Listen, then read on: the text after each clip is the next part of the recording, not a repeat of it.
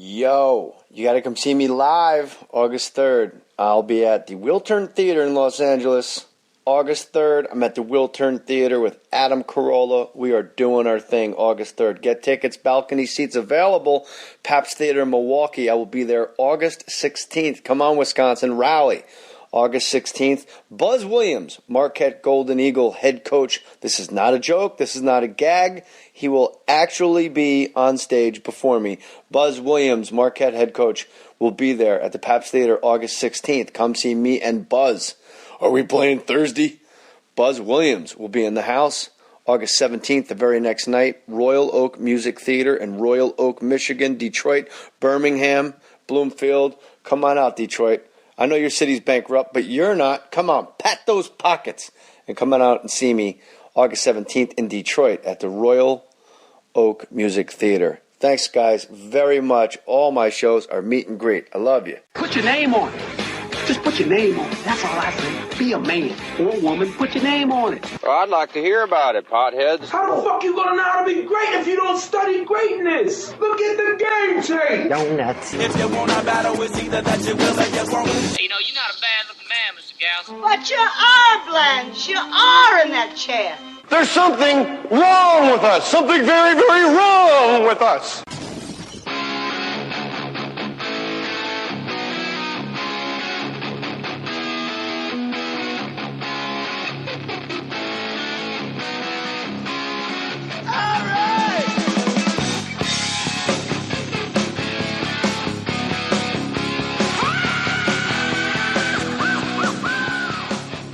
Yes. Welcome to my podcast. My name is Melissa Joan Hart. I'm here with my guest, Caroline Ray. Caroline, how are you? How you doing? Jonathan Lipnicki in the house. I already know the answer, I'm pretty sure. What Jerry Maguire sentence gets said to you every time people figure out who you are? Well, why don't you guess? The human head weighs 8 pounds. Yes, you're right. That's the one, right? Yeah. The other one is, I'm not comfortable sitting in your lap anymore, Jerry. I get the human head one every other day, probably. We're going to get into that a lot because you weren't the first kid that they cast. Yeah. You replaced some kid that was in the movie for like 3 weeks. Yeah. And at one point in Jerry Maguire, it's like a big ballroom of a hotel or a big giant atrium lobby of a hotel. And Renee Zellweger, they couldn't figure out how to cut the kid out because it was such a huge shot. Renee Zellweger is literally just leafing through a plant. They CGI'd a plant. Do you remember this? I don't remember that. For some reason, Renee Zellweger brings her child to the company, like the biggest thing the company. Okay. It's when he does the mission statement, and everyone's in the lobby, and they go, "How long you give him?" I give him a week. Yeah. And everyone's applauding. Yeah. And then the big wide master shot, Renee Zellweger's just like, I think I left my keys inside this giant plant. It's because that's where the kid was sitting. That was the amazing. only shot of the movie. I haven't seen it in a while, but they never couldn't get that. the kid out. Yeah. We have to get a still photo. It's an obviously CGI plant. That's great. This should definitely be in like those websites like, how'd you miss it? Yeah. It's the 1500s, but everybody's wearing sneakers. Yeah, This is like continuity movies. Big Amazon episode. You guys have been destroying jmohr.com. I love it. Go to jmohr.com, click the Amazon banner, and I'm going to dedicate this show to Sean Shaler from Pelham, Alabama. Big fan of the podcast and Amazon. I now link to my Amazon Prime account through jmohr.com. That's all you got to do, you guys. You instead of having Amazon on your toolbar, you go to jmohr.com on your toolbar, click the Amazon banner. Anytime you want to buy stuff, go to jmohr.com. Sean continues, since then I made my first purchase. Wanted to let you know that it was a jar of True Fit and Hill Ultimate Shaving Cream. Apparently this is some serious shaving cream that is made in London for the royal family. I can't confirm if the Queen uses it. Since I live in Alabama, my life already closely resembles that of the British royalty, and shaving cream was the last piece of the puzzle, JJ. I really needed it to make it complete. Keep up the great work. Thanks, Sean Shaler, Pelham, Alabama. So thank you, Sean. A little joke for the guy. Yeah. Alabama, royal family. Hey, JJ, here's another one. Aaron Cook, Jonathan Lipnicki. You're going to start buying stuff through jmohr.com. Yes, of course. Gear antler spray. Yeah, of course. Hit that SWATs.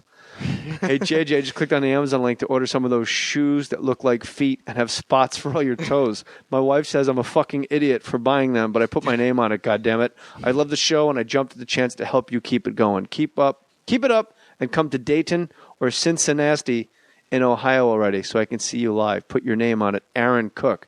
Jonathan Lipnicki, you are a huge fitness guy. Like, you're in great shape. Thank you. I appreciate it. You ever wear those weird shoes with a slot for each toe? Never. Not once. Have you tried them on? No. Really? No, I don't know. They freak me out. I've had they're weird. They are weird. I see people when I'm running on the beach. People run past me with them on their feet. Yeah, and I'm like, really? This puts you over the hump? I've always kind of been interested in getting a pair. Matty Boy, you want some? At the real Hey Matty? Yeah, kind of. I do. And Jonathan Lipnicki's on Twitter at Jonathan Lipnicki. Jay Lipnicki.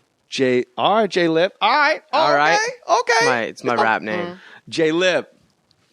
You only got one lip. Chewed too much tobacco as a child actor. They took it off his bottom jaw. Just got one lip. Jay Lipnicki. Yeah. Lipni. CKI. CKI. Okay, good. You have freaked guests of this podcast out. Our good friend John Heffron, one of the winners of Last Comic Standing, was in a jiu-jitsu class, and right before he lost consciousness, he realized the guy choking him out was the kid from Jerry Maguire. Yeah. John came by a few times. I think he's been traveling, right? Touring, but got to roll around with him, and I guess he didn't know, but right before he went to sleep, I told him how much the human head weighed. So that's great. But John can fight. Like, John's he's one of those comics where, when some shit breaks out, you're like, fucking Heffron? Heffron's the real deal. I guess he's done 11 or 12 years of Krav too. He was telling me he didn't matter that day, did it?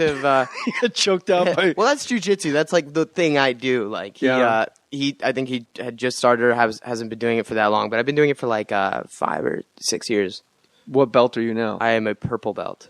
That's cool as hell. Now, did your head as a kid weigh 8 pounds? Because you look like you had a really big kid head. I had a giant kid head. I grew into it a little bit, but yeah, it was it was big. Looking back, I had a big head proportionally.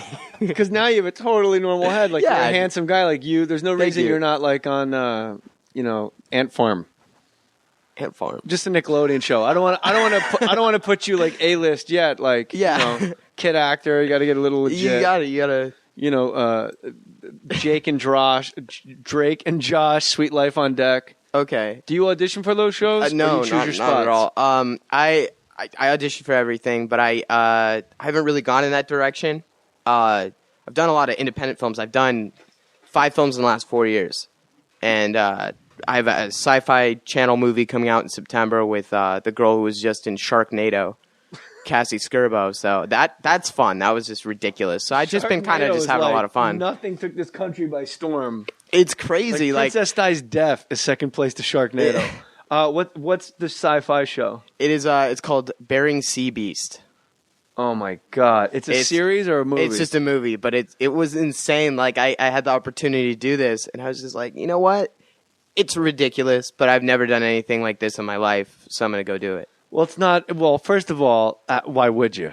I mean, I'm not saying that derogatorily. Yeah. I did Pluto Nash, but also Bering. I'm guessing Bering Strait. Yeah. Not a lot of Bering. Where is the Bering Strait? Alaska. Alaska. Okay, it takes place I'm in no, that's Alaska. Aleutian, dummy. No, I'm right. So you're up in the Alaskas. You're in Alaska. You're in the Aleutian Islands in the Bering Strait. All of a sudden, the water's not moving the way it should move. It's not a school of blue fish at all. It's a goddamn shark. It's a killer whale. Turns out it's not. It's none of the above. It's a beast. It's Tara Reid's exposed tit on the red carpet, and it's taking prisoners. It's a sea beast. Yeah, a sea beast. Now you're in it start to finish. They don't drag you underwater in the first 10 minutes. No. What happened to the kid with the huge head? I mean, I don't want to. Couldn't swallow the head. It was too big. But that'd be great. Sea beast just chokes him back up. He lives and saves everybody. But yeah, I'm in it towards the end. I play a gambling addict. Well, that's cool. Yeah, it was interesting. It was a really interesting role. It's really funny because this one I got offered. They just came to me and they offered it to me, and I'm like, I don't know how I came up in a conversation about gambling addicts or guys who, go deep sea gold diving. I don't know how, but hey, I got a job and it was fun. So I want to know how a gambling addict turns up at the end of a movie about a beast that lives in the Bering Sea. I don't know, man. You don't know? You didn't win the whole... gamble. No, I didn't read the script, bro. I didn't know. Yeah, why would I read the script? I didn't know what I was doing at all. I want to keep it a secret. Oh, okay. But I do. I mean, all I'll say is I do survive. Bering Sea. Don't ruin it for me. Bering Sea beast.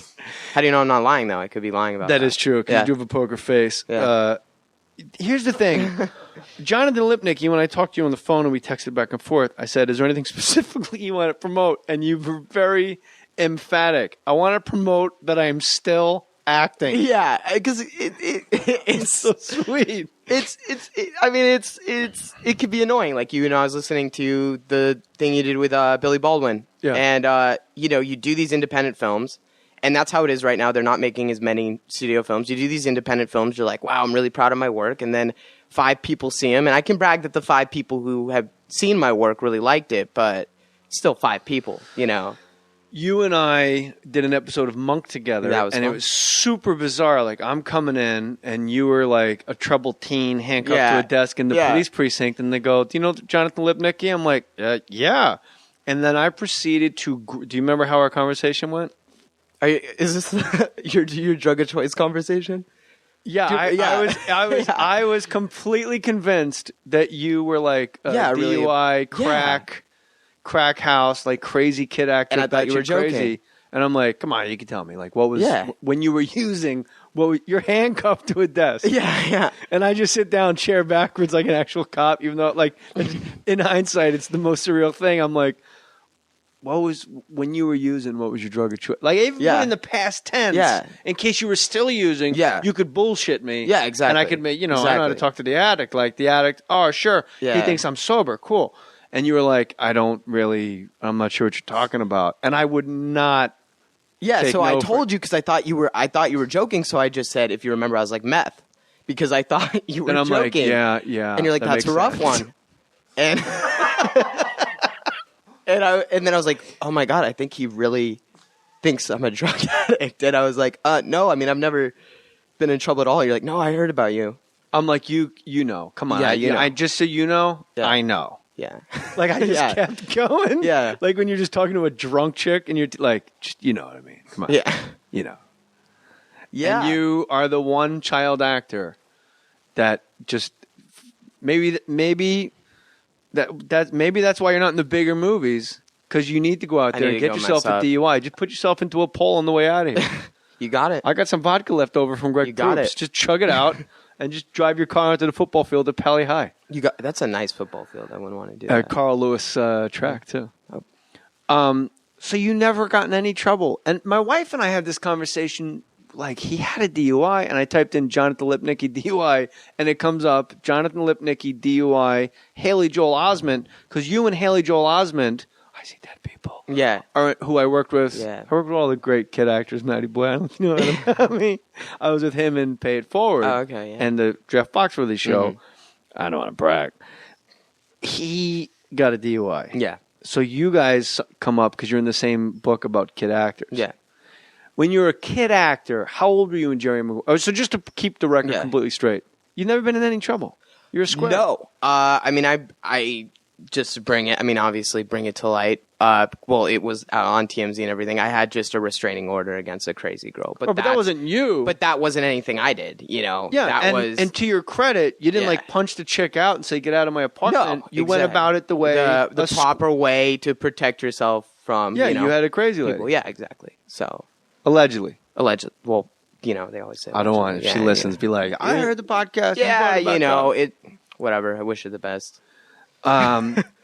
It's just, I think Jonathan Lipnicki, if you ask the average person on the street, they would assume that you were like a drunken mess. Oh, yeah.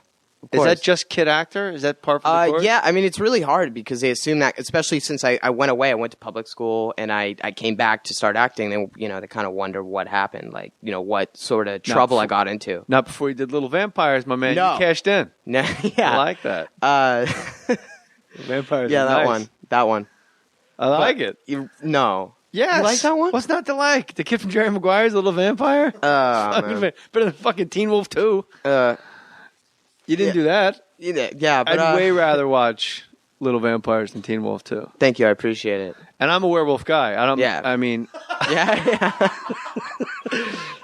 I gotta be honest with you. Yeah. I'm down to, Yeah. The strength of the pack is the wolf, man. Yeah. Where'd you go to public school? Out in Agora Hills. So you're in LA? Yeah, Now, does everybody in a public school, they know what you did, they know who you are, and it's nonstop? Yeah, it was worse in middle school because I think kids are just generally terrible people at that age. Yeah. High school really isn't that bad. I don't know why everyone puts such an emphasis on how their high school was bad. Middle school is terrible. High school is fine for me. Middle school, it was a bunch of elementaries fed into this one school, and people were, nonstop to the point where they wanted to give me my own table next to like the kid who was allergic to peanuts, you know? And I just refused. I'm like, I don't care how much they bug me. I wanted to just be normal. And What do you got against kids allergic to peanuts? Aren't you just as bad a bully? What about the peanut kid? Doesn't he need a friend? And what better way to shove it up those bullies' asses than have the peanut kid have the only celebrity friend? Yeah. The peanut kid's got a celebrity friend. Yeah. Now the peanut kid right now is like hanging from a shower stall at a Motel 8 on the 10. It's terrible. Well, I don't know who he is. It's just hypothetical in my mind.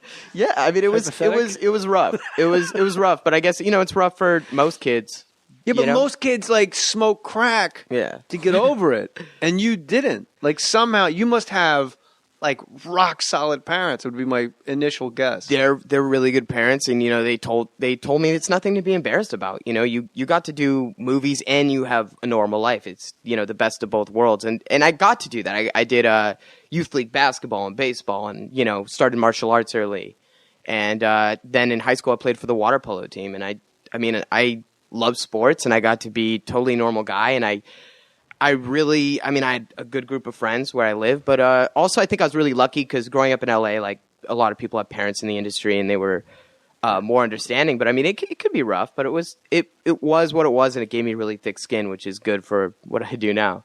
How old were you in Jerry Maguire? I turned 6, I believe, on set. Do you have any idea while you're doing it, like, I'm in a movie with Tom Cruise? Like, you don't know who Tom Cruise is at 6, right? My parents showed me Top Gun, and so that's all I knew, and that's pretty cool. So I was really into that. But, I mean, I didn't know that it would be a big deal at all. But you obviously, I'm guessing, so it's not obvious at all. Yeah. Hypothetically, you had done acting, you were a child actor from the age of like 3? 4.5, I started acting classes, and I think 5 is when I got Jerry Maguire. I think I did like 3 commercials, and then I got Jerry Maguire. So you know that I play make-believe? Yeah. Grown-ups are you're probably not even aware that much of money? No, I just really liked doing it. I went to acting class, and I told my mom that's what I wanted to do. There's something about it was just so much fun.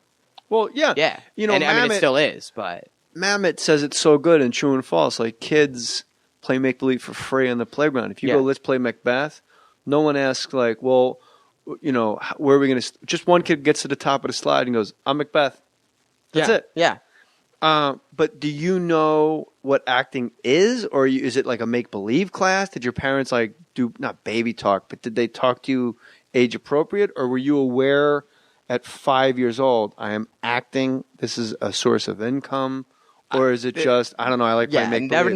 Never the source of income thing. My parents really never even really talked about that. But it was more like I had to push them because my mom had worked in the industry and was like, no way my son's going to do that, because of all the other child stars before me.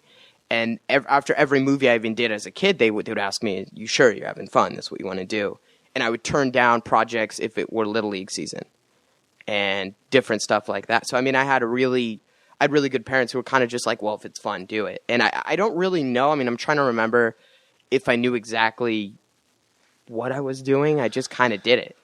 My wife acted at a super young age. And then, like, at 9, she was like Paul Abdul, hey, baby. Hey, baby. She was like, she was a kid. She was like a kid dancer, too. Oh, okay. Like, she was in the kid Thriller videos. Like, she worked with Michael Jackson. Yeah. Paul Abdul and her, like, were really good friends. And she worked with Rob Lowe on something. She was in the Ryan White story when she was, like, 8. but she loved. I'm bringing it back to you quickly. She didn't necessarily like any attention as Nicole Avery Cox, but she loved attention as playing somebody make believe. Yeah, like I if mean, I could totally be relate to Janet that. Donner and I could be missing, and like a whole movie of the week about where's this little girl. Yeah. That's what she dug about it. I totally but that's relate to high that. Yeah. functioning thinking for like a little kid. Yeah, I mean, I was also shy. I mean, it's weird because I was shy in certain places, but on set I felt comfortable. And even to this day, like public speaking, way harder for me than going in doing theater or an audition. Or now, when you're playing Ray and Jerry Maguire, is it like, okay, I'm Jonathan, I'm shy, and then when I'm Ray, it's like putting on the Ritz. Like all of a sudden, you put on a show, and you're making grown up. I guess I was that way, generally, but in front of strangers, I guess I could be shy like any other 5-year-old. I guess it's a long form question of were you aware of the fact that you're putting on a show making grown ups happy?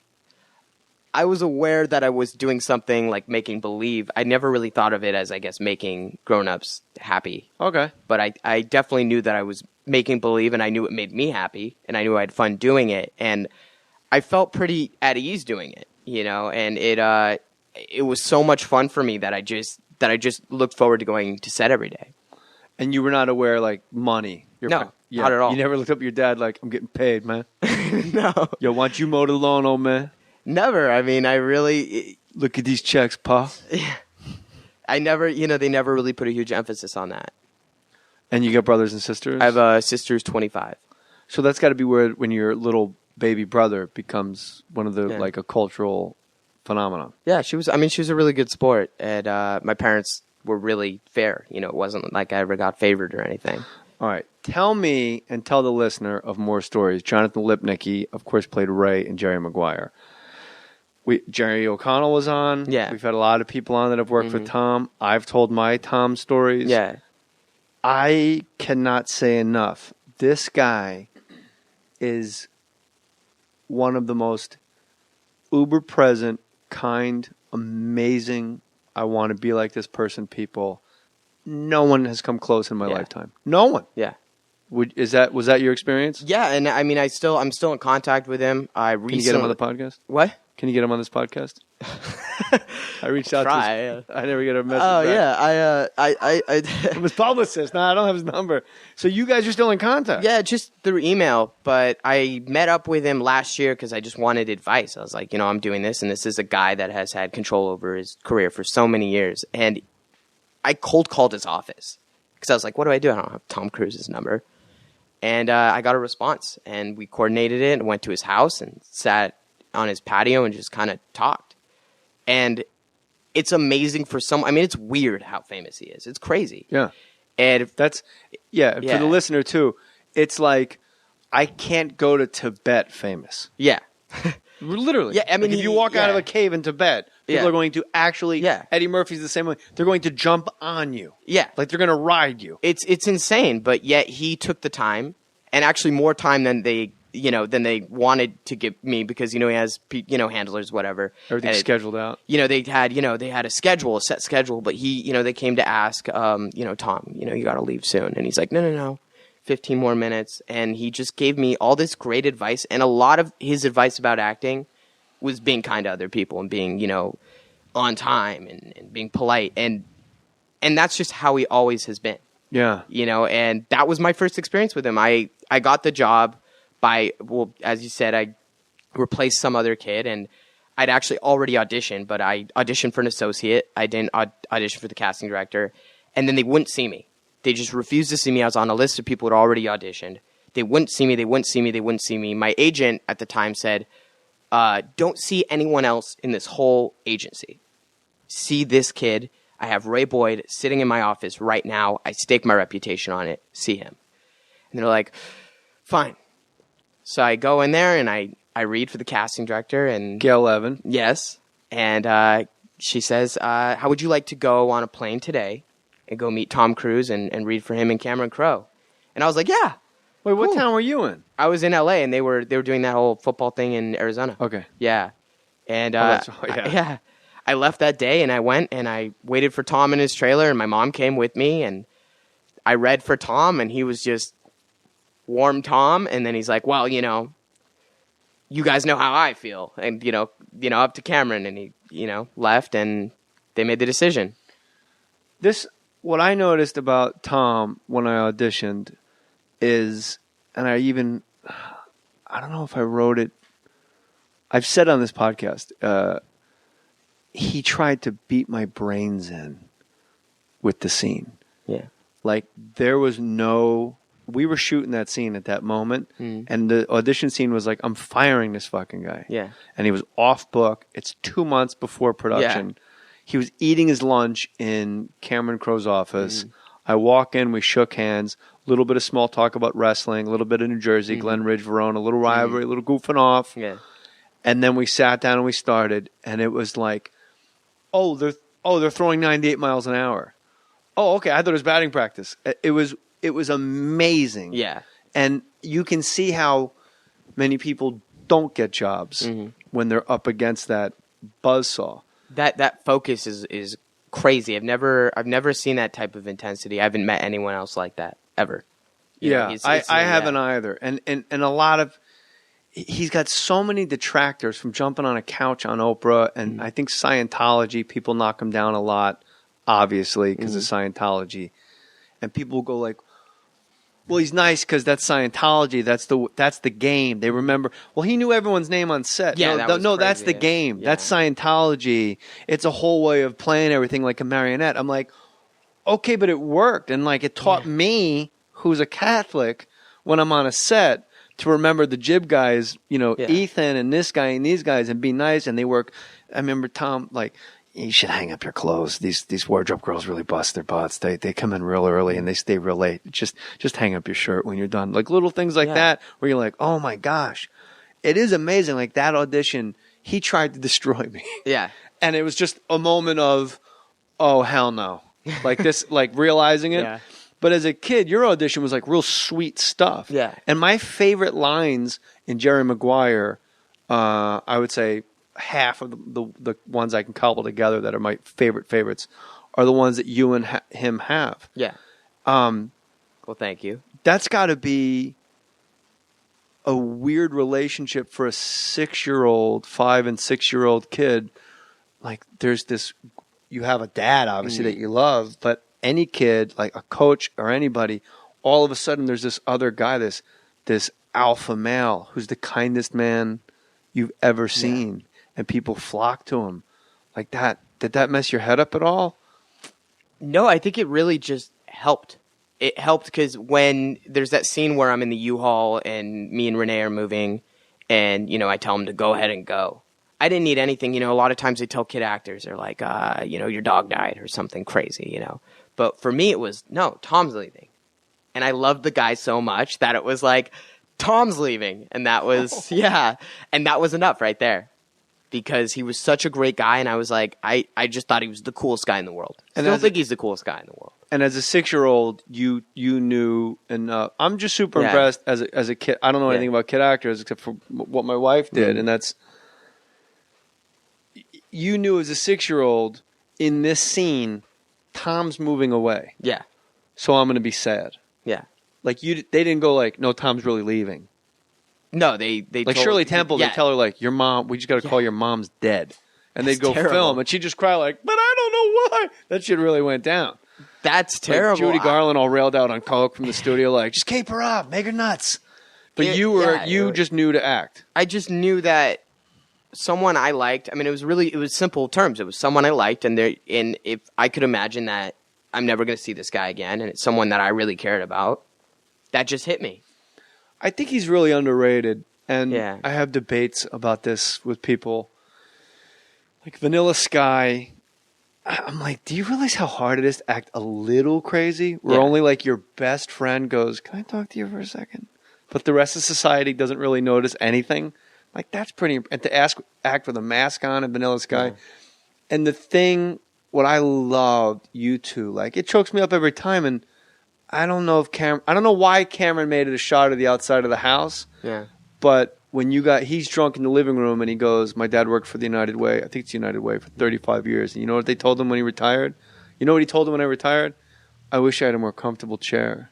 And Like, that's such an amazing line of a guy whose life is washed with regret, and I don't ever want to be like that old man. And then you just go, my dad died. And he goes, hold on, I want to finish. You know what? I'm hogging it. You're right. And you guys are talking. It's why I love Rushmore, because there's no... The movie Rushmore, there's the grown-ups and the kids talk exactly the same. And in that one scene, he's just drunk enough where you guys talk exactly the same. You're communicating. I mean, it's not amazing. like it's not like an adult to a little kid. It's so beautiful and perfect. And I don't think people realize, like, Cameron and Tom and you, like, everyone hit it out. It was great. And I'm just saying, it was a great job. Thank you. I and it's appreciate even it. weirder when it's a 5-year-old kid. Like, my dad died, like, just the way you blurt it out. And then when you hear your mom, time for bed. Yeah. You know, you're asking me in trouble. It's just like getting high at your parents' house. Well, you wouldn't know. It's like when you get high at like someone's house, you're like, we got to go, dude. Right. I know about that. Said the guy in the fucking Mets hat. No Mets. All-Star game at Shea, dude. There you go. You know what I remember about filming in Phoenix at Sun Devil Stadium was this is the weirdest thing. Getting in the Teamster van, because, you know this. The Teamsters will take you in white vans to and from set, even if it's like 40 feet. Just get union rule. You got to get in. 110 degrees. Air conditioning, full blast. For some reason, all the windows down in the van.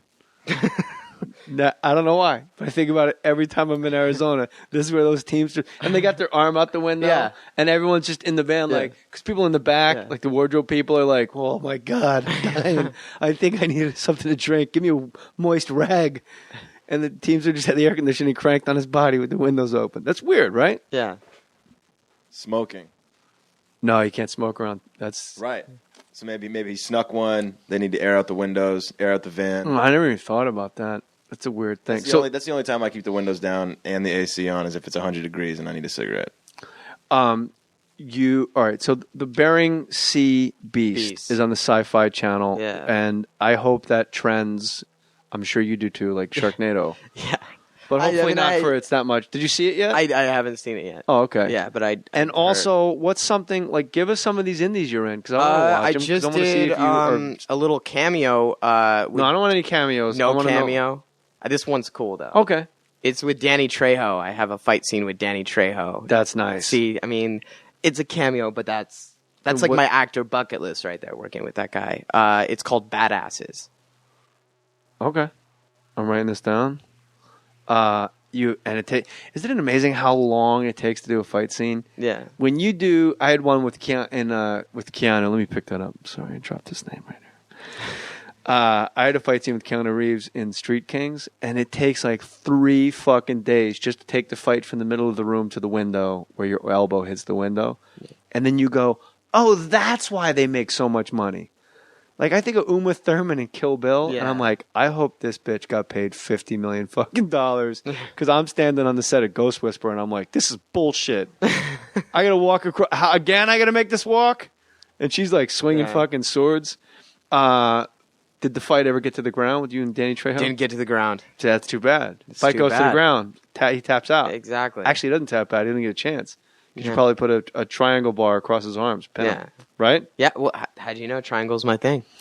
I just took a guess there, my man. So, Tom, I'm amazed that you called Tom Cruise cold and he saw you at his house. Like, that's pretty cool. I don't know if you ever want to be as famous where your day is that scheduled. It just must be hard, and I just have so much respect for how he handles that. I mean, that would drive me crazy. But you could also be that famous where you go, I told you guys, Tuesdays and Thursdays, I don't do shit.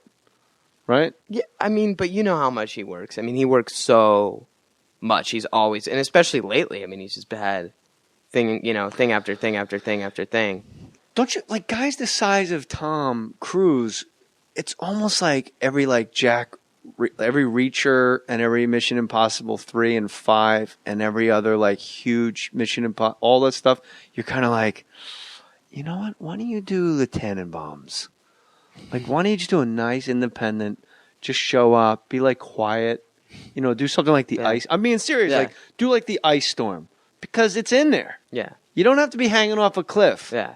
I know that's where the revenue comes. Yeah. But don't you think he's to the point of revenue? He's to the point of no return. Like, you can't. Thunder.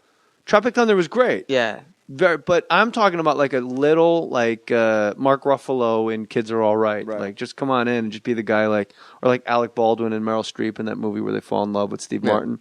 Like I want him to see him do that. That would be really cool. He could totally do it. Yeah. All right. So did you go to Alaska to film Bering Sea Beast? Louisiana. Yeah. Same thing. Yeah. I mean, really, when you're scouting locations and you have to just drive around in a van and take still photos of locations that look like the Bering Strait of Alaska, Monroe, Louisiana, it's fucking crazy, Matty. But we were dressed like we were in Alaska, layers on layers on layers on layers. Oh. Yeah. And the bugs, man. The bugs in Louisiana. It's crazy. Like I had I think I had like 10 in a row just down my chest one day when I got home. Like they got through layers of clothing. Really? Yeah. It was insane. What do you think is worse? What's worse for you, in the heat or in the cold, acting for long periods of time? Heat. Oh, really? Yeah. I'm total opposite.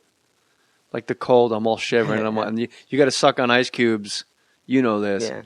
But, if you're cold in a movie and you can see your breath, you can't see your breath in a movie because you're supposed to be in like fucking Las Vegas in June. So you got to suck on ice cubes and they go action. You spit the ice cube out and talk. So like it's 20 degrees and you're sucking on ice cubes to help the production. I don't know. That just never silks. bugged me as much as just being drenched. It just bugs me. But you grew up here. There's no humidity. I guess being in Jersey with the humidity, the heat. Yeah, maybe like I have like nostalgia about it. It's terrible. I hate because we had both actually because during it was a few months ago during the day it was it was really hot and then it would get cold at night and I just was like I'm cool with this. I'm cool with the shooting all night, it being cold, whatever, I'll warm up.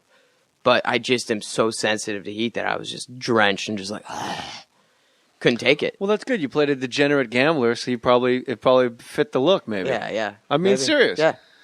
Well, I mean, you didn't really see it because I had so many layers on. It's not like they just would come by and just wipe my face because I'd just be.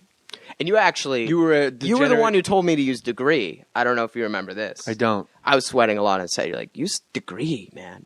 Wait. Oh, on Monk. On Monk, yeah. I was just drenched. I don't know. Maybe I was nervous or something. Degree works. Yeah. When I go through these phases where I sweat a lot, and Degree doesn't work then, but it works. I mean, most of the time. I never heard of anybody that goes through I go through these phases. I swear, where I just sweat a lot. That's called cocaine. It's Bering Sea Beast. What else do we have, Lipnicki? Help us here. You want people to know you're still acting. Yeah. All right, we got the sci-fi show movie, Bering Sea Beast. When is that on? That should be September. They haven't given me an exact date in September. We're going to keep our ears perked up for that. And Please something do. tells me if all they have to say is from the people that brought you Sharknado. Yeah.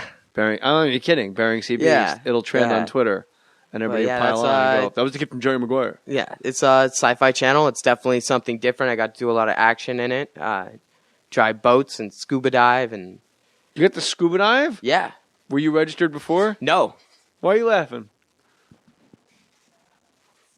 Just the way you said scuba dive. Because I'm like, look, when I did Street Kings, the director, David, goes, hey, could you put on 18 pounds of muscle? Like, that's all you want to hear your whole life, right? Yeah. As an actor, like, oh, yeah, sure. Yeah. Like, oh, here we go. I'm in. Yeah.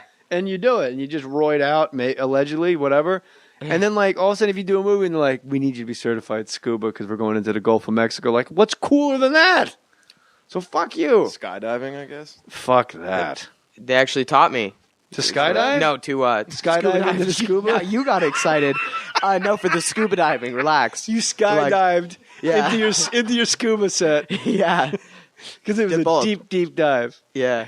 They taught you to scuba for the movie? Yeah. And how long does it take to get certified? I didn't really technically get certified. They just taught me. So were you breathing in tanks? Yeah. Well, you could die. You could blow your lungs up. They taught me. I learned it. They could certify you like the pool in Cancun. Yeah, that always freaked me out. Like, just come on. Yeah. Oh, my God. You'll love this story. You will love this story, Matty boy. At The Real Hey Matty, at J Lipnicki, at JMohr37.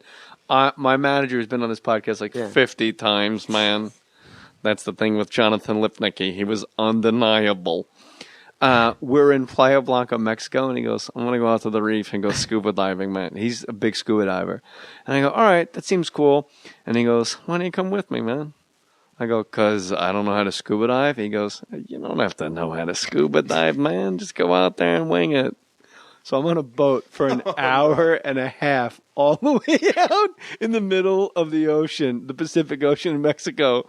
And they're like, all right, pick up your ESB CAC 5 regulators. And everyone just like starts digging through bags and pulling shit out. And I'm just like, I don't even know. In my mind, like I can't even piece what that might stand for. Yeah. And the guy goes, what's the problem? Like just zeroes in on me. He goes, what's the problem? I go, I didn't hear you. And he goes, take out your BS S-Pack S5 regulators. I go, I don't know what it is. And he goes, who brought you out here? I go, that guy right there. And he goes, just have a seat. They scuba dove for 3 hours.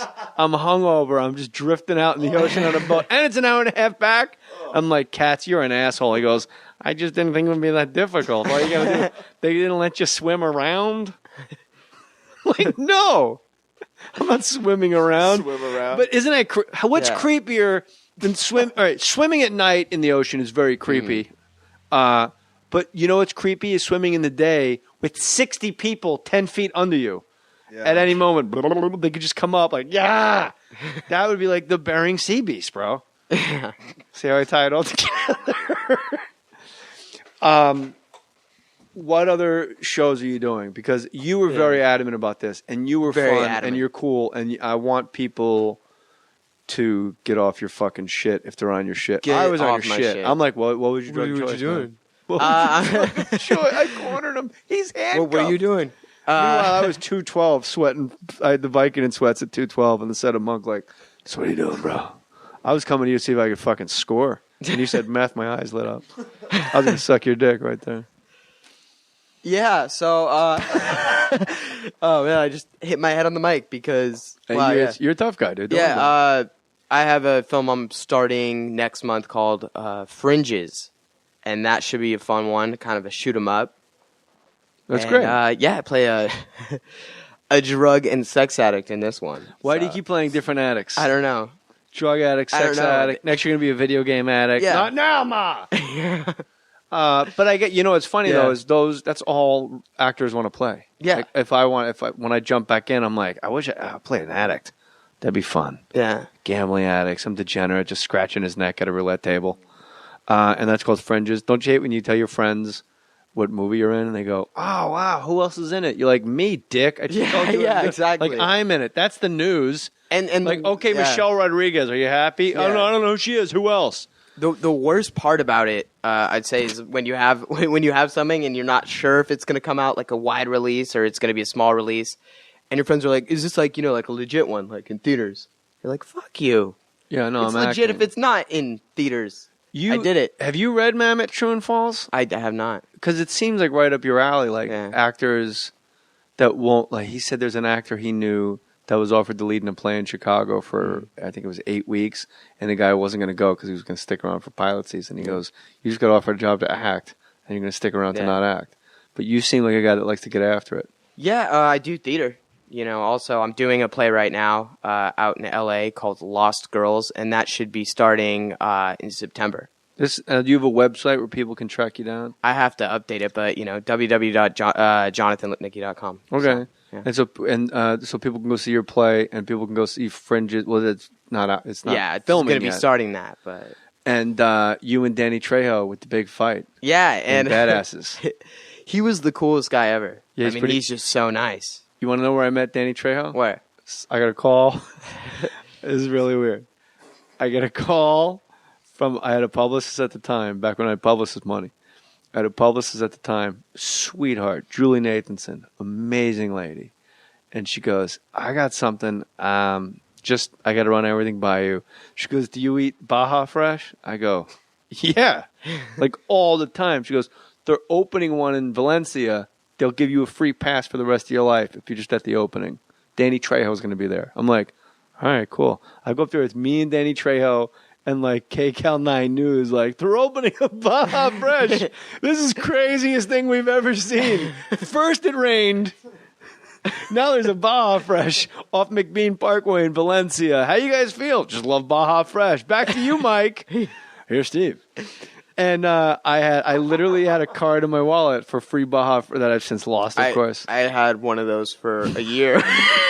I had some. I think it was a gifting suite, and I had my. Did yours come on a lanyard with a picture? No, mine was. It was a Harley Davidson that said Baja Fresh on it. I just had to write it in. Mine was a little like necklace, full on Baja Fresh necklace with Soul Train laminate. Yeah, and mine was only a year though, but. It was a great year. I went to Baja Fresh a lot. What's the place Jeremy Guthrie has a lifetime a year pass? Oh shit. Chipotle. Yes. How do you know that? Oh, we talked about it on the show. On J Moore Sports, the radio show. Pitcher for the Royals, buddy of mine, podcast veteran. He's got a Chipotle card where like he just carte blanche. And then somebody goes, it was some actor they said has a lifetime Chipotle card. And I go, do you remember who it was? I don't, not a fan. But you remember the story vaguely? I do. Yeah. At the Real Hey Matty. And I go, that's impossible. They don't give them out for lifetimes. Because Jeremy Guthrie would have told me. Because he's a traveling pitcher. He's always on the road, and Chipotle you can rely on. Exactly. So I called him, and he texted me a photo of his year Chipotle card. But you had the year Baja Fresh laminate. Did you wear it in?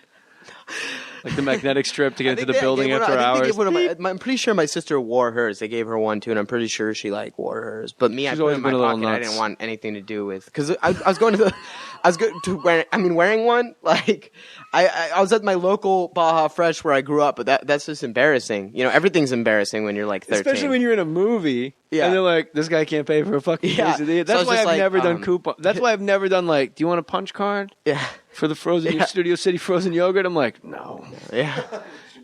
I do, but you never want to be the guy that somebody recognizes from a movie or movies, and they're like, oh, fucking 10th one's free. Yeah. Holding up the line while this asshole looks for his little clicker. Like, all right, 2 away, my man. I think I was pretty discreet about it. I think I was just kind of pulled it. I was kind of like, I don't do discreet real well. You know? I don't do discreet real well. So your scenes with were Renee also cool, amazing. And what? Great. And so when you auditioned with Tom, it was in his trailer. I mean, what scene was your audition scene? I'm trying to remember that. Let's see. Are you Jonathan Lipnicki? Yeah. Okay. Yeah. It's not it was something a I would think long time ago. You remember a Baja Fresh laminate, but you forget your audition scene for the biggest moment of your life? I think it might have been the couch scene. My dad died. Yeah, that one. But a lot of the lines were different because they changed them.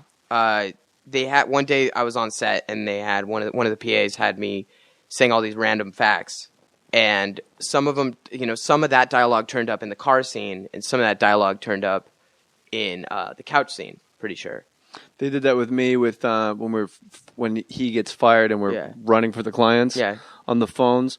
I was just making shit up, and Cameron would yell from the corner, more money, more endorsement. I go, more money, more endorsement. And I was like, he's going to keep saying it. So I would do like 8 in a row, more money, more endorsements, more money, more endorsements, more money, more endorsements, more money. And he goes, 1,000 channels, your face on every one of them. And I would just say like 18 times. And then I would just go do you think Jerry Maguire knows what it's like to be a black person? And then you watch the movie and he's going, I love black people. They played Tom, my ad-libs. So he would ad-lib off of my ad-libs. And then it's neat to know that Cameron did the same thing with you. Like, you would ad-lib and he would just pick. Yeah, I was riding around on the golf cart and just on the walkie with Cameron. And they're like, say this. And then just the next day it was in the new rewrite. Cameron's in the neighborhood, too. The whole, everyone but you from Jerry Maguire lives right around the corner from me. Wow. And Kevin Nealon. Oh, okay. So if you want to meet Kevin Nealon, I'll fucking walk I met him once. All right, well, that takes this thing out of it. JJ, this is from Roderick Gunner. JJ, love the podcast. It definitely helps me get through my workday. I love them all, but especially great when you have Barry Katz on. We were just talking about Barry Katz. Unfucking deniable, man. That's what he actually wrote. Anyway, just wanted to let you know I clicked on your Amazon link at jmoore.com, bought new curtain rods for around the house, and a wall mount TV kit for my bedroom. We all can't go Sarah Brady big, but most of us can go Roderick Gunner level and help out the podcast. Anyway, keep it up. Tell your wife she's phenomenal. Roderick Gunner. That was nice. Sarah Brady's a lady. Thank you, Roderick. Sarah Brady bought like $6,000 of TVs and just emailed me, and now everyone knows they're all playing for a distant second from my heart for Sarah Brady. So jiu-jitsu, that's your passion. Acting. Do you want to get married? Do you want to have kids? I'm not even thinking about it. Not even. No 22. Time? No, I'm just focused on work right now. Work and having But see, fun. that sounds weird when a 22-year-old kid that takes jiu-jitsu and acts is like, I don't even think about it. I don't know. I think it was honestly that conversation with Tom where he was telling me about, how a lot of young actors would go out and party and he was just focused on what he was doing next and what he wanted to do. And for me, that's been, it sounds as boring as it sounds. It doesn't sound boring. It sounds almost like a robot. I know. But I really... What else? Yeah. I'm fascinated now by this conversation you had with Tom Cruise. Yeah. Like, what else? Because he gave me cool advice. Yeah. Like, what else did he tell you? And what was your... Hold on. Yeah. When you came to him, hat in hand, like, I need help here, bro. Yeah. What was it? What did you need help? I just wanted to get might as well talk to him. I mean, that is... About what? About acting and, Were you not booking jobs? Were people just saying you're the kid from Jerry Maguire? I mean, it can get in the way. Definitely. But, yeah, it gets in the way. Yeah, but I think it's just that transition's really hard. And I just wanted to kind of know. Super in your favor is you don't look at all... Yeah. I would never go, is that the fucking kid from... You look like a regular, like, good-looking dude. You could be in, like, One Direction, but with regular hair. Thank you. You look like a surfer guy, like the guys I see running barefoot on the beach. You look cool. Thank you. And I mean Thank you. I would tell you straight to your face, like, you're a little weird looking, let's be honest. Yeah. Anthony Jeselnik was here the other night, and I'm like, I think he might be a serial killer. He had serial killer eyes. I think he'd be very flattered at that, too. So you go to Tom and you ask him, like, what am I doing? How do I do this? And what is... He just told me I was doing the right thing with just, continue just auditioning and going to acting class. I go to acting class. So and just about being polite to people and being on time and making sure, because he's like, I'm there early. I stay late. I do whatever I can. And also creating my own stuff was a big thing for him. He inspired me and actually produced my first feature. Oh, wait, what? Yeah. What was your first feature? It's called Broken Roads. It's on Netflix, actually, right now. Why didn't you fucking say that a half hour ago? That's like the coolest story you could have told. Tom Cruise decided to produce your first feature? No, he didn't produce it. He inspired me to produce a movie. Oh, that's not as cool a story. Yeah, that's not as cool. But I did produce a movie, and it was really cool. It was a great experience. Did you play it as some type of gambler addict? I wasn't in it. I just... Oh! Yeah, it was just one... production addict. He was a production addict. I was a guy behind the scenes just addicted to producing. That's hard to pull off. And did you use your Jerry Maguire cachet to get it off the ground? I'm being completely serious. No, not really. The director was a really, really driven guy. He's only 20... he just turned 25.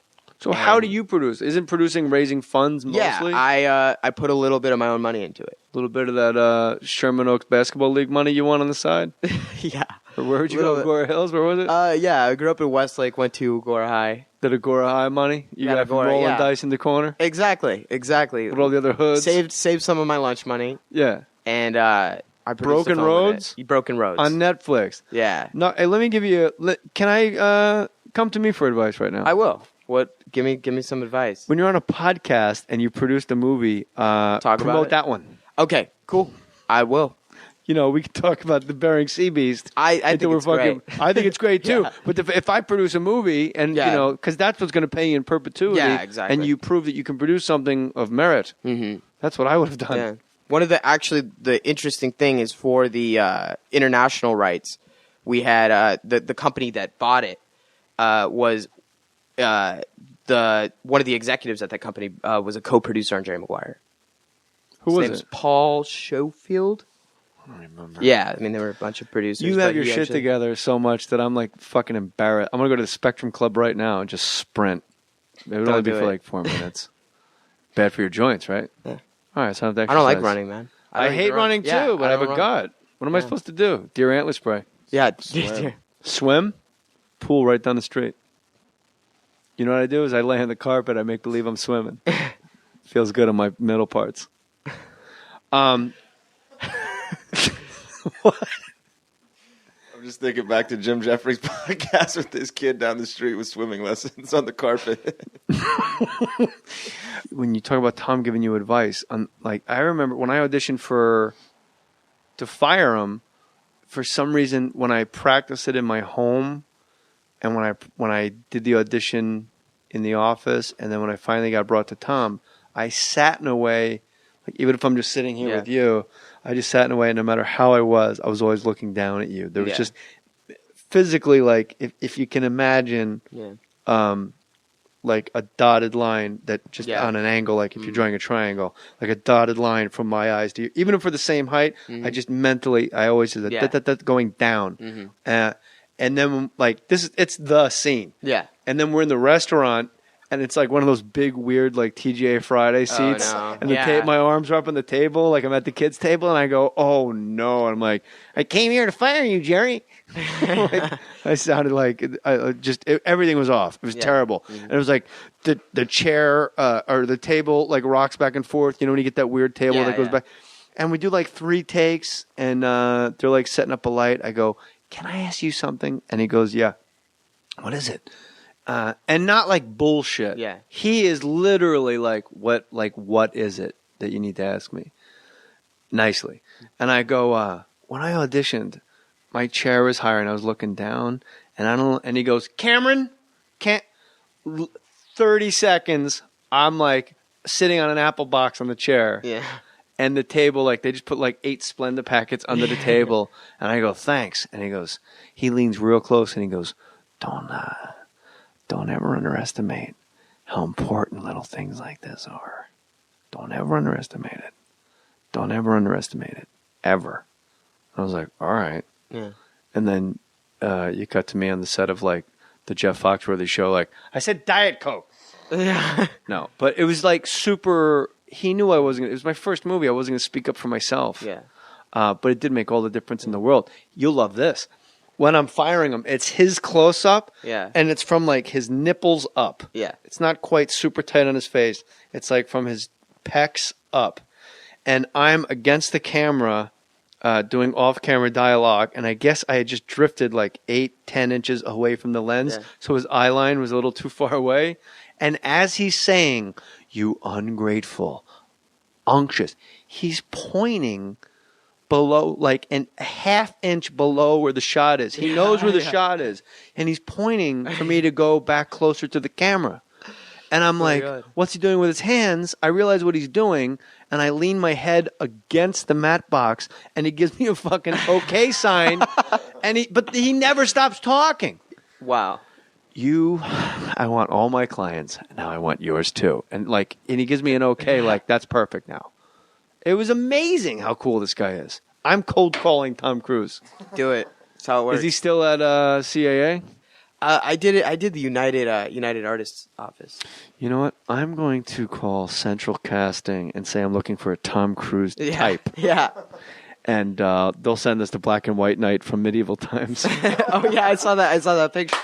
He looked, bro, in person. Yeah, he looked exactly same nose. Oh man, he looked exactly like. So you saw Robert Plant too. Yeah, it was a star-studded event. And the Red Knight, I couldn't get a phone. Jonathan Lipnicki's being very sweet, calling us back at J Lipnicki. # more stories. Let him know you enjoyed listening to him. Me and Matty Boy took my son Meredith to medieval times, and we almost got thrown out stones cold sober. Yeah. And then when we realized why, like the different things, like banging pots and pans, like you can't do that. I look at Matty Boy and I go, well, we're not drunk. Like, why not? We're going to leave early anyway. Right. So why not get tossed? Yeah. Like if banging the metal soup bowl against the metal plate is reasons to get ejected, let's get tossed. And what would they expect? Honestly, you give a metal bowl to drunken idiots with a handle on it, and a metal plate. I don't think what they count on is the 2 sober idiots, right? Of course, stone sober at a 2-year-old going, "You fucking suck," screaming, and the kids going, "Phooey on you." The Red Knight, so we were at Medieval Times, and I tweeted, the Master of Ceremonies looked exactly like Robert Plant in Song Remains the Same. And it brought back very fond memories, because I remember watching Song Remains the Same with like 8 friends in Boston on acid. and we were like, oh my God, Jimmy Page is Satan. It all makes sense now. Robert Plant's the good night. And then our black and white knight looked like Tom Cruise, and the picture I couldn't get off is the red knight looked exactly like Ben Foster. Oh, I didn't see that. I couldn't get a photo of the guy because by the time I'm like, does this guy look like Ben Foster? And he was like walking by on his horse and giving us like, you know what's up? Like they talk shit. Yeah. If they know you're down, if they know you're having a good time, they're having a good time. Yeah. And so he's like, he's looking at us, and Maddie's like, you suck, Red Knight. And the Red Knight backs his horse up, points to the horse's ass, and points to Maddie. Like, he's funny, right? Yeah. And I go, it's fucking Ben Foster. Lights go out. I can't take a picture anymore. And I can't man. Red Knight, when you get a second, could you come over? You did do that for Cruise, though, and he did give you the well, he was. In all fairness, we were in his section. We were in the Tom Cruise night section. Yeah. And he did give Gabby a rose, which was sweet. Yeah, Matty Boy's girlfriend, Gabby, was the queen of love. No, she wasn't the queen of love. No, My wife, last time we went, we were in the black and white section, and the guy looked just like Mario Lopez. I mean, exactly. It is bizarro land in there, and I can't recommend it enough. Like, you gotta go. You been? Yes. What section were you in? It was like a fourth grade What the fuck field do you trip. remember? How do you not remember what section you were in? You cheer, you wear colors, you get pie-eyed I'll on go with mead. blue section. No, you can't make it up. If you don't remember, just say you don't remember. I don't remember. It was fourth grade. Oh, well, shit. But I did go. I It's just remember the best, the right? chicken on the beach. It took me like 3 chickens in to realize, I haven't stopped eating this entire time. I'm going to die. I had too much meat at the Equinox Festival or something. So, Maddie, it's a Bill Murray. That's an old sketch. What happened to you? I guess I had too much. I was at the Festival of the Equinox. I guess I had too much meat or something. Maddie Boy is screaming at the Yellow Knight. He's telling him he sucks. He's a bum. The Yellow Knight does a U-turn and goes, "Why don't you read your program? The Black and White Knight and the Yellow Knight are allies." And, like, what's more pathetic? Because let's not act like these guys aren't in the same acting class as you. Right? Yeah. You want to act. Yeah. They got to act. Yeah. They got to do stunts. Yeah. And now he's just getting heckled. By the way, we're in the black and white section, and this balloon head is wearing a Green Knight hat. Knight, yeah. He's wearing he demands a Green Knight crown because we wanted Green Knight section seating. They're like, all we have is upper deck for Green Knight. And I'm like, no, man, I called ahead. We're supposed to be right down low. And they're like, we don't like Jay Mohr, Jerry Maguire. Like, there's a certain times in your life. the Jeff Foxworthy card. Yeah. I was season 2 on that. Yeah, I tapped out. I got Jerry Maguire on the set of Jeff Foxworthy. Yeah. You did Jerry Maguire, then went to Jeff Foxworthy. Exactly. So he's heckling the Yellow Knight, and what's more embarrassing than the Yellow Knight actually going, I don't know if you know the history of the Black and White Knight and the Yellow Knight. It's steeped in tradition. And trying to yell, too, because the crowd's noise. The crowd noise. How angry was he about it? He was heated up. No, he was fired up. He was angry. Man. He was mad that Matty Boy could be that ignorant to boo the Black and White Knight's best. Like, look at the map in your program. Down at the legend, it clearly states, I'm from Sardinia. I'm building lumber. Yeah. I'm a lumberman, and he's a man of the wood. I mean, we're obviously compatible. Yeah. Like, he's given out all this data, and thank God our entire section just went, just pointed and yelled at him, like, get out of here, you idiot. And it turns out Ben Foster was the coolest knight in the whole place. He was, yeah. So if anybody at Medieval Times listened to this podcast, Red Knight. all of you suck compared to the Red Knight. Red Knight was on point. Red Knight was nuts. Yeah. His horse was doing sideways shit like Tokyo Drift. Like, it was amazing. You know what? They should do Tokyo Drift with horses. Ooh, that's good. Yeah. All right, let's put pen to paper after this podcast. He's the producer. Jonathan Lipnicki's the producer. Got it. Let me know. Boom. Child actor, never got a DUI. Never got a DUI. Have you smoked pot in your life? I've tried it. How many times? Over 10 or under 10? Under. All right. Yeah. Never tried meth? No. You ever woken up next to somebody dead? No. No. Why'd you laugh like that, though? Whoa. Have you ever rented an apartment to Natasha Lyonne? No. All right. Have you ever had a restraining order against a girlfriend? She wasn't my girlfriend. Oh, now we're splitting hairs here. Somehow Jonathan Lipnicki, out of all the Bonaducci's, all the Amanda Byneses, all the kids that go, I mean, shit, Justin Bieber's walking around next to the Stanley Cup, no one goes, hey, I don't know if you know this, but you look just like Vanilla Ice. You kind of look like a dick. Don't do that anymore. Just wear regular clothing. For some reason, you've come out completely unscathed. Public school. That's impossible, public school. Public school, they pound you into the ground. Public school. Just the real world. I kind of agree with. I understand his point. Yeah. Public school is what you couldn't finish. Right. This is true. This is true. Yeah, but I mean, it brings a sense of reality to a kid's life who, in other circumstances, would be completely abnormal, and it brings, it normalizes the situation. So you think if you went to like Crossroads and you were with like Denzel's kids and everybody's kids, you would have been a different path? I think it's still different. I think it's definitely because that's not. I mean, I was with just normal kids. I have normal. I still have normal friends. I don't have that many like actor friends. I still have my normal friends from high school. Name someone you wish you could play, a historical figure. Steve McQueen. Whoa. It's a good pick. I can't top that. Jay Lipnicki on Twitter. This was fun. Did you have fun? I had a great time. Come back anytime. Thank you. I appreciate it. We'll come back. We're going to, you know what? I got a great idea, and I'm not joking. We were going to live tweet UFC on Fox because Brendan Schaub was on it. Yeah. A jiu-jitsu guy. Yes. But Matt Mitrione got hurt, and they just pulled his fight entirely. Mm-hmm. So now we're fucking live tweeting burying Sea Beast Warriors. Bro, I would already be watching it. I would too. I love sci-fi movies. I do too. They're my favorite. Well, I do too. Well, I'll let you guys know when I get the exact date. It's in September. It's Burying Sea Beast Warriors. We are going to live tweet Burying Sea Beast and make this thing a trending topic. We closer to the gate. I guess we'll just tweet about it and just hashtag more stories. Burying Sea. You got to hashtag Burying Sea Beast, don't you? So it's a long hashtag. It is a long hashtag. Sea Beast? BSB? BSB. That could be Backstreet Boys. So. Oh, yeah. I hope so. Wait, what?